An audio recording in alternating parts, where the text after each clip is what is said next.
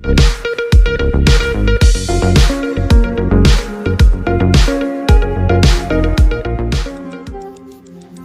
News 7 स्पष्ट, निपक्ष व निर्भीड. आंदोलन केलंय, नेमकं कुठल्या मुद्द्यावरती आंदोलन आहे, कुठल्या मुद्द्यावरती आक्षेप आहे?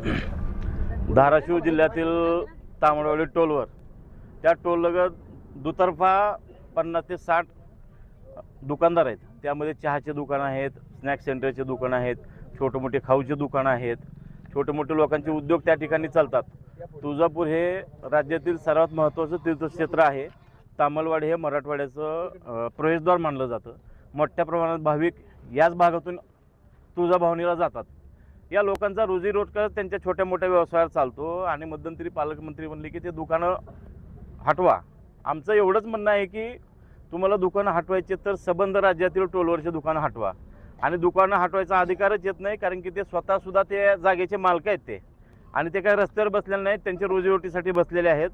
ह्या सरकारनं 2 कोटी वर्षाला नोकऱ्या देतो म्हणून घोषणा केली होती केंद्र सरकारनं आणि राज्य सरकारनं.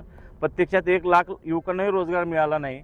एकीकडे रोजगार मिळत नाही, कामधंदा हाताला काम मिळत नाही, उद्योगधंदे नाहीत, आणि जे स्वतःच्या जीवावर कसं तरी रोजीरोटी करतायत त्यांच्या जीवावर ते सरकार उठलेलं आहे. त्याचा आम्ही या ठिकाणी निषेध नोंदवतो. मी आंदोलन करताय, मात्र पक्षाकडून किंवा सरकारच्या वतीने किंवा याच्याकडून प्रशासनाकडून असं सांगितलं जातं सुप्रीम कोर्टाच्या जजमेंट किंवा गाईडलाईन्स आहेत की 50 मीटर नंतर आत किंवा बाहेर परिसरात टोलनाके असेल तर तिथं दुकानं थाटता येत नाही. त्याचा आधार घेतला जातोय किंवा त्यानुसार ते नियमातच आहे असं सांगितलं जातं.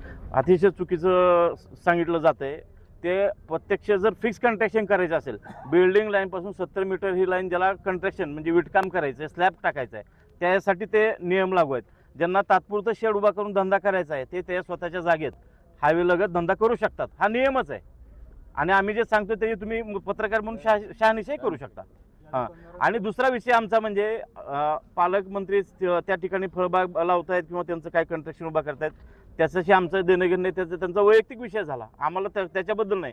पण त्याच्यासाठी जर ही छोटे मोठे उद्योजक त्या ठिकाणून काढले जात असतील, त्यांचा रोजगार जात असेल, तर ते या ठिकाणी आम्ही काँग्रेस पक्षाच्या वतीनं आम्ही त्यांच्या सोबत आहेत आणि त्याचा आम्ही जाहीर निषेध करतो.